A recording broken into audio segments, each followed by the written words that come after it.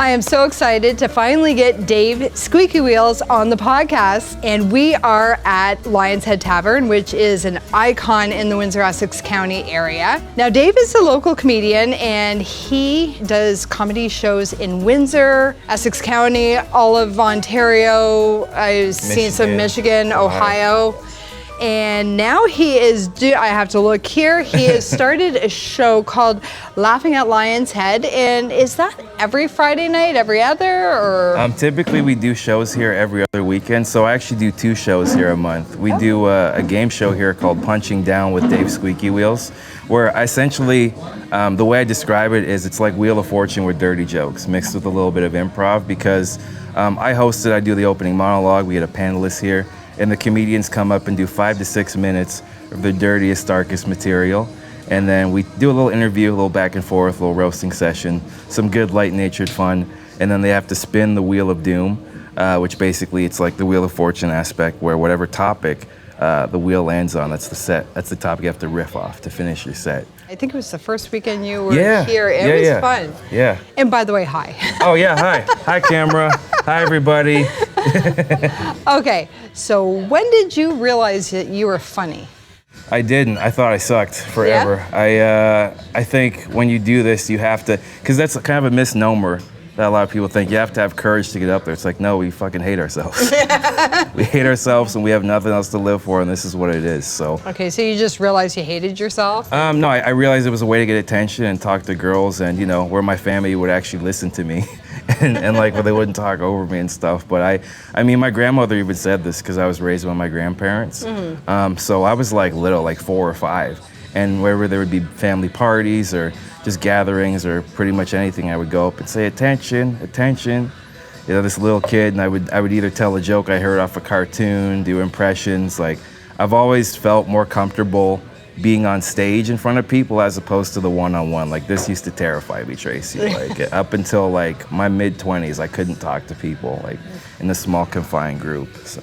Opposite, I couldn't be in front of it. I couldn't be on a stage in front of a crowd, nothing. And that's just been recently when I hit my 50s and said, I don't care what anybody thinks. Yeah, you're pulling a marvelous Miss Maisel.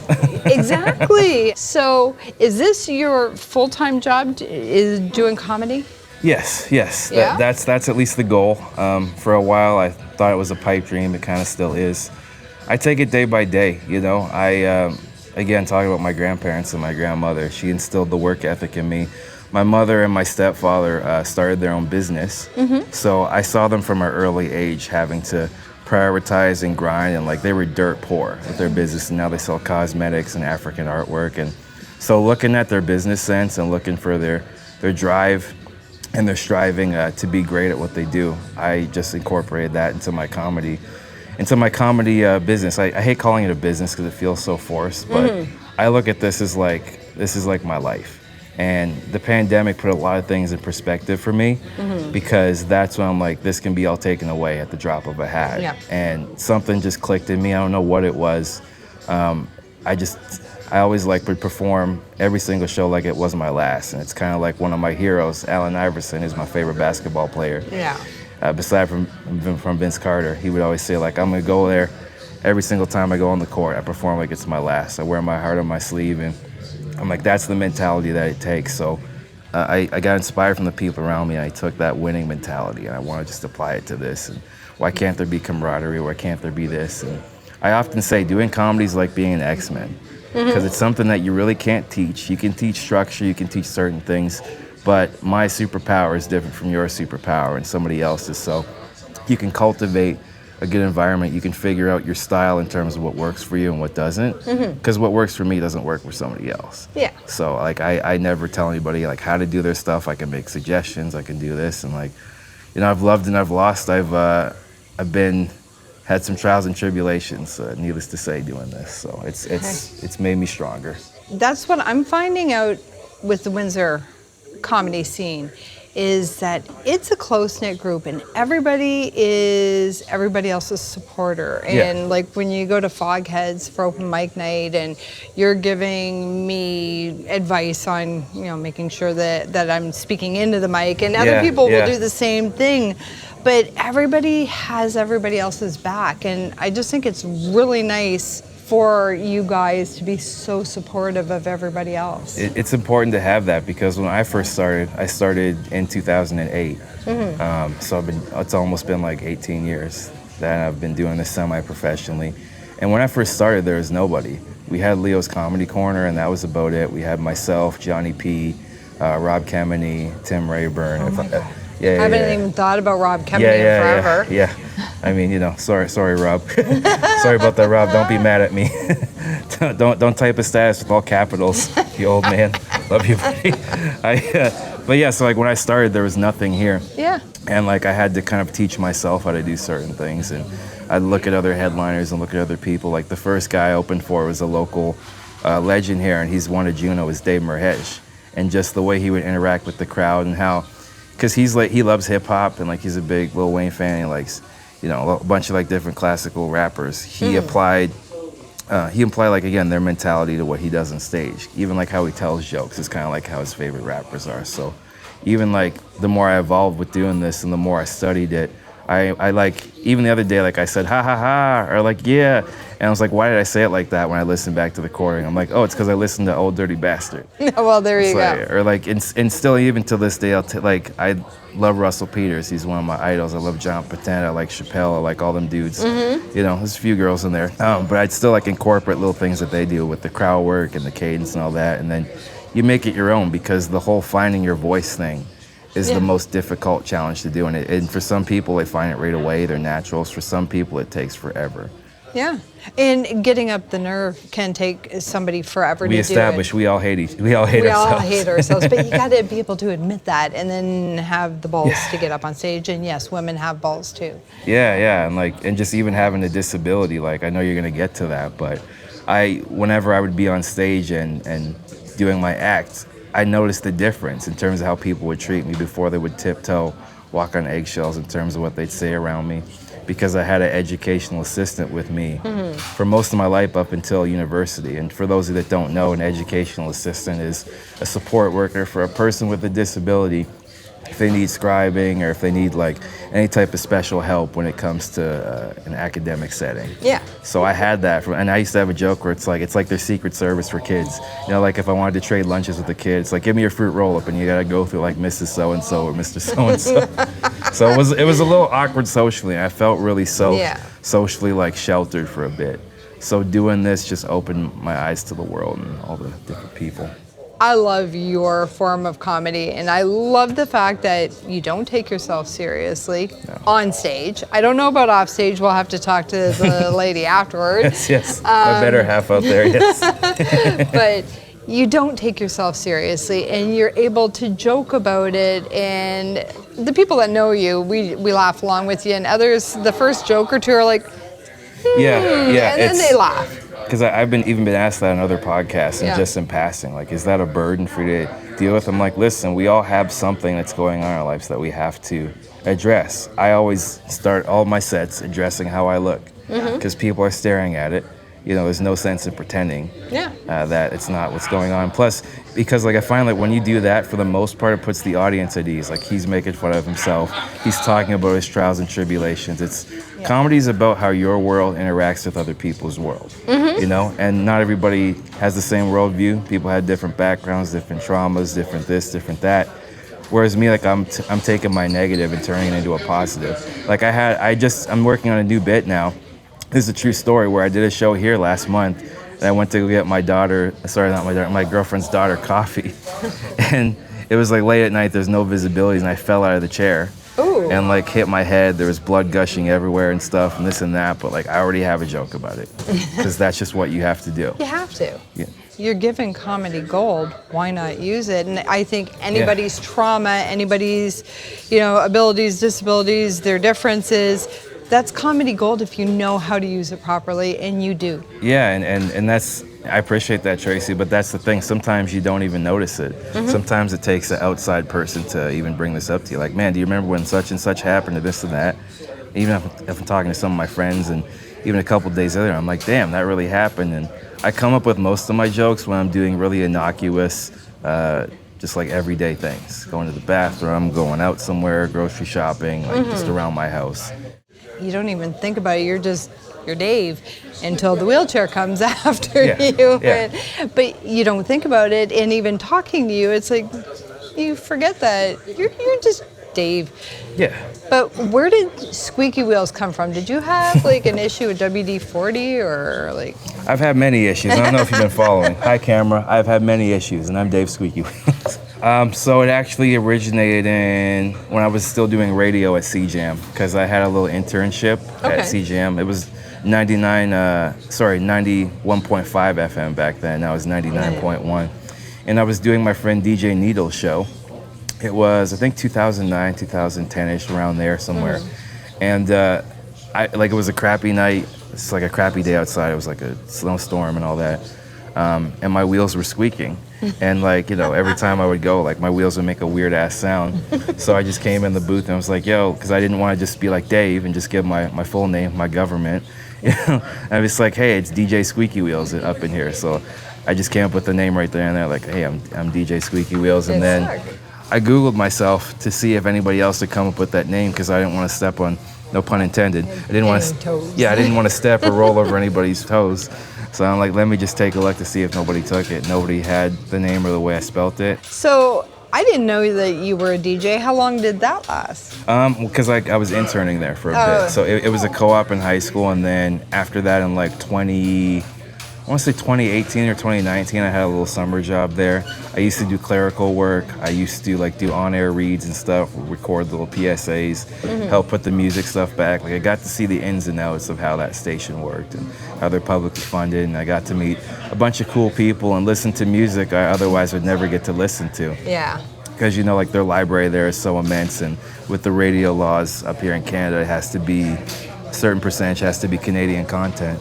But it was really cool. It opened up, my world, and just the amount of people that I met, and it also made my comedy stronger too. Because I think that you always hear when a comic gets too big or this and that, or you're just interacting with us, people like us, you can kind of be separated from the rest of the world, and you can kind of, I guess your perception can kind of be skewed.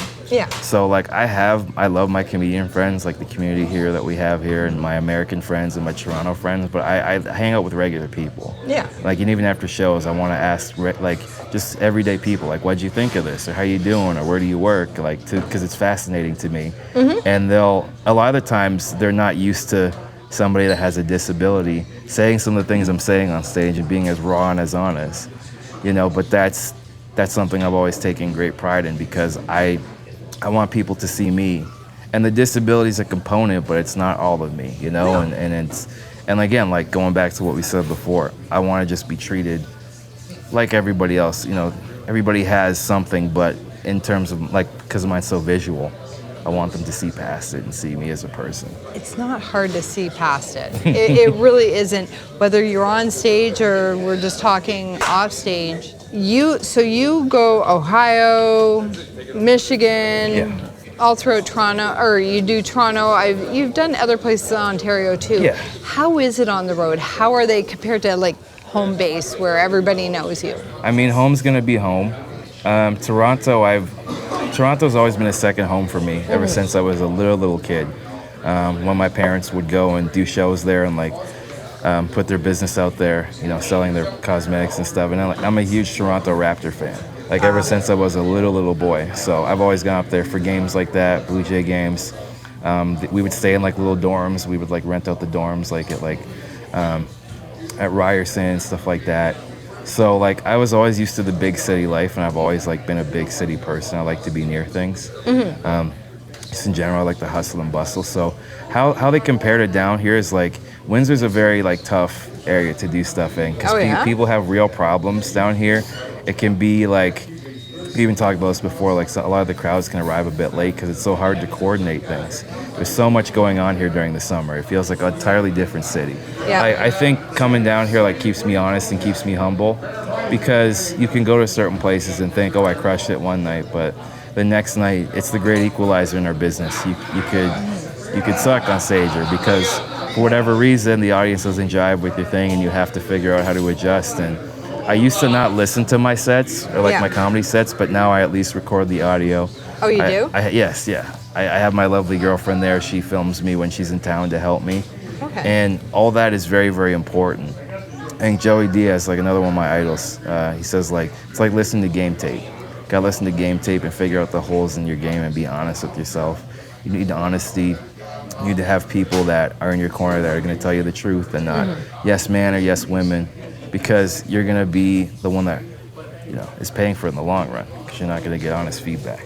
I haven't recorded myself on, I don't do that much comedy, just a few open mic nights, so we don't even go there yet. I don't even know if I answered your question, honestly. Like I just I don't know either. It's fun. Actually, no, you did. You did, because we have a harder, Windsor has a harder crowd than everywhere else. And honestly, like there's a stigma to it, because I talk shit about it here, but like I love this place. You know, I bled on these streets quite literally, and I grew up here, and like a lot of my family is still down here, so I'm always gonna have a connection to here. One of my jokes is like I'm a product of the water because of here in Flint water. Sorry, Flint.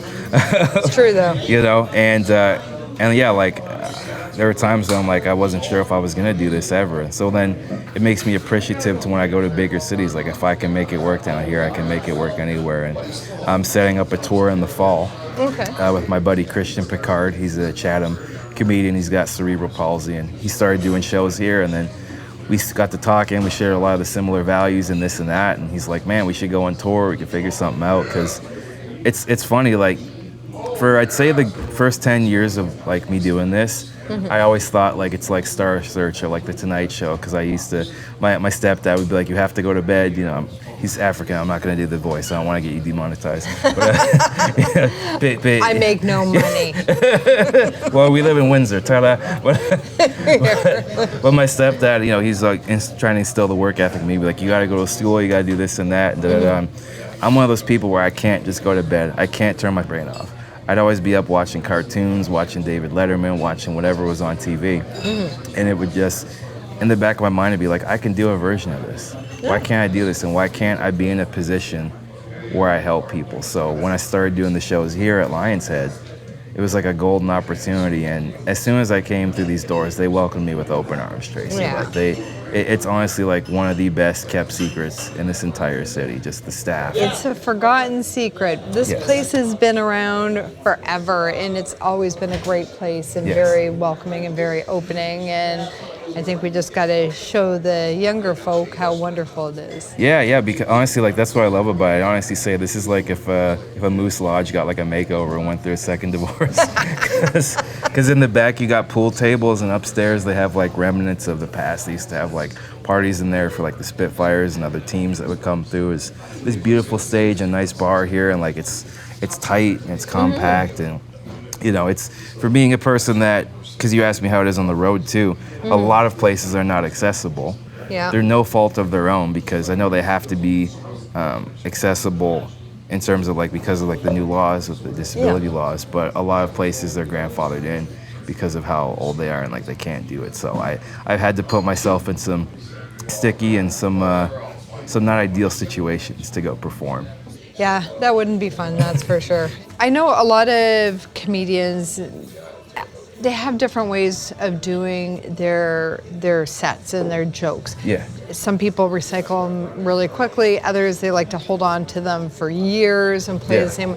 I think it's important to always be reinventing yourself. I know that sounds cliche, but I truly do think if you're sick of your jokes, the audience will be sick of your jokes. The audience is like a dog. And I mean that not in the highest possible sense, with all due respect, meaning that like they can sense when you're not confident. They can sense when you're phoning in. They can sense when something's happening. Oh, for you sure. know, and when you're not putting forth your best effort. So I've had shows like that where like I got too intoxicated, or I got too this and that, and I wasn't professional, and I had to learn through my mistakes and others people's mistakes. So essentially, like what I do is it's a mix. I have some older jokes that I've had right from the very first time I went on stage, but I've updated them. Okay. I've added like a tag in comedies, like when you add a new sentence or a word, or you basically add to what you already have. Okay. And again, like if something happens to me, I'll just take something from my real life And I'll take some artistic liberty to exaggerate some of the logistics and circumstances because you have to make it silly. And my sense of humor, and like we talk about, it's very dark, but also very silly. And honest, like I don't apologize for anything. When I turn the corner, I'm shouting out a couple more my comedy brethren. Gad Holland, he told me, it's like, Dave, I'm doing an impression, sorry guys.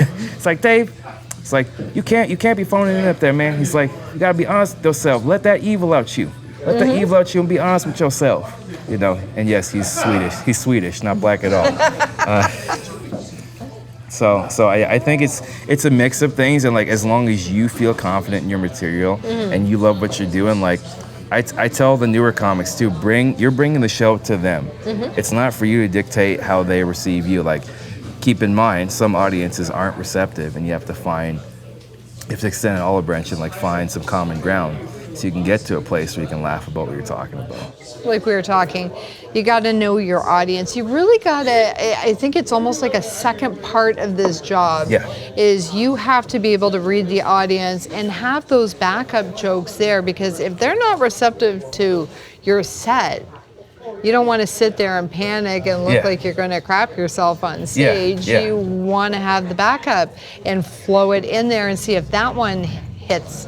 Yeah, there's a psychological component to this, which nobody really tells you. Like, even I was talking about this with my girlfriend. Like, anybody can go on stage and just tell jokes, recite jokes. The difference is, like, when I've seen really good headliners and work with the people I've worked with, they connect with the audience. Again, they're bringing their own personal experiences to the audience, not the other way around. Like, if you let them dictate and they smell blood, like, it's not going to go well for you. Some will be a bit more polite and more receptive, but it's up to you. You're the one that has control up there. And I often tell new people, take your time, enunciate, make sure they understand what you're saying, because I have had issues with that too. I've really had to slow it down and learn what works for me. Now, do you do a lot of audience play, talking to them, or do you mostly, Back and forth. So sometimes if I have a line in my head and if somebody is wearing something, or if like the comic before me addressed something with the crowd, I'll kind of piggyback off of that and incorporate it into my set. But no, like sometimes it's right before I go on. If I see something, I'll think of a roast joke. Be like, one of my favorites is if there's like a table full of ladies and like they're kind of like nerdy or hipster types. I'll be like, you guys look like a porn parody of The Big Bang Theory. or like the other day when I was up, there were these two guys that were sitting side by side. They look like they could be brothers, and like you guys are like different Fortnite skins of each other, but like I can't tell who's who. Oh my God. So and like I didn't know what I was gonna say. I had like my set list ready, but I never want it to feel like it's forced. I always want it to feel like this, like conversational. Like I'm just talking to somebody who I love. And like my family there's some shit talkers in my family too. So honestly, like when I go back for family reunions, I'm one of the quieter ones. I don't really say a lot. And now they know what I do. They're like, yo, Mr. Comedian, you got something to say? I'm like, nope. I get it, but at the same time, like, it's rude, you know what I'm saying? It's like if you're a musician, you're just gonna play. You're like, hey, you're a doctor, perform open heart surgery on me now. Yeah, they don't get it. Well, sometimes you can turn it on and off. Anybody can turn it on and off, but to tell a joke, but to do your set right now, hurry up. No, it has to feel organic, and like it's a different dynamic when you're being conversational with your friends as opposed to when you're on stage. I feel like I'm doing like a comedy TED Talk. It's true. Well, but a lot of people don't realize. They just think, okay, people, they write jokes and they go up on stage and they say them and that's it. And they don't realize that this is an actual job. It's just like musicians. It's just like bands. You have to come up with the set, and you got to come up with what works for, you know, like, okay, I know I'm going to work at the Lion's Head tonight. Well, that's completely different than Fogheads, and that's completely different than Toledo. Yeah, or like some places in Detroit where I've been to and stuff where it's an all-black crowd, and like they don't have time for bullshit. Like, you have to get to it, and that's a misnomer which I find about a lot of more urban or like black audiences, is that people from different backgrounds, of ethnic backgrounds, will think, oh, I have to do this, this, and this. It's like, no, man, you just got to be yourself. Like, we can smell corniness, and we can smell like when you're trying to pander and this and that. If you just acknowledge, and honestly, like that's the thing. A lot of this is just acknowledging the awkwardness, and that way you can break the tension. Because a lot of it is like tension and stuff. Like society, in so many ways, we're conditioned to not laugh at things because of ridicule, for different groups and on social media and like what's the blowback going to be, this, that, and the other thing. The truth is most people are selfish. Most people don't give a shit. Most people have their little circle, their little algorithm. They know what they know, and if it reaches something on a more national scale, great.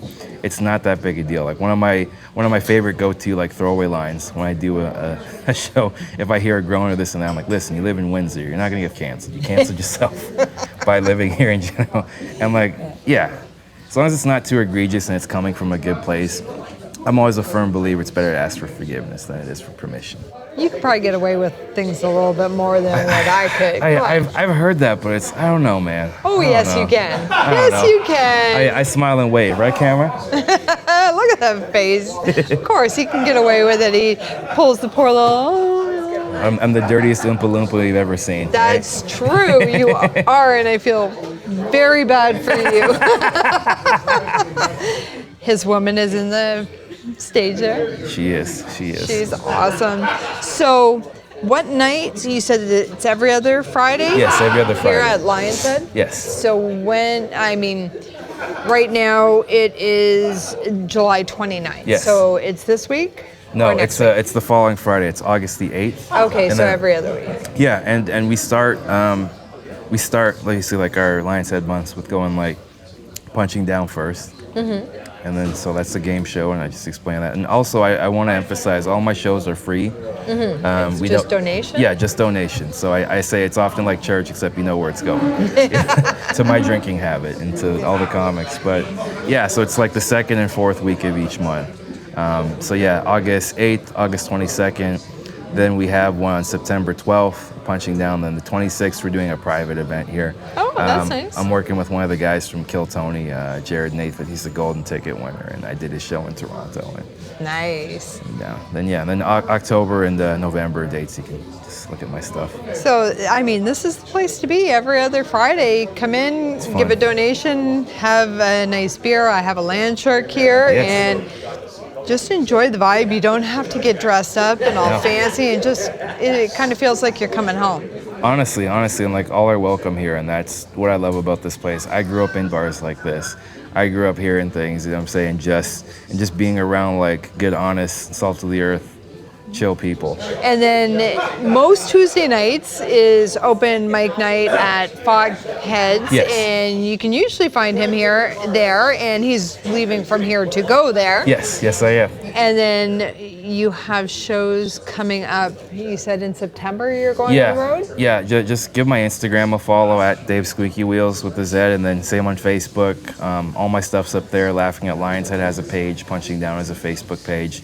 It's all up there, and like I didn't expect any of this, like to have this, or even just to even do this. We've been wanting to do this forever. I know, and every time we've gone to do it, it's been busy. I've been sick. You had your little miss.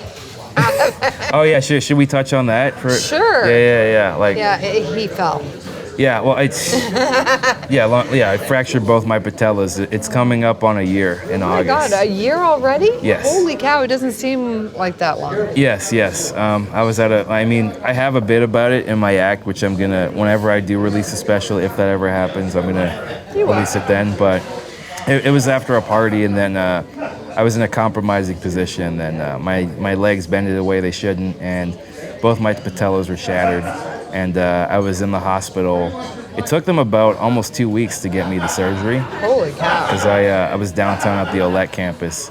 Yeah. And then after that, I was in the rehab hospital for 3.5 months. Oh my God. I got out 2 weeks after my birthday in November, and then...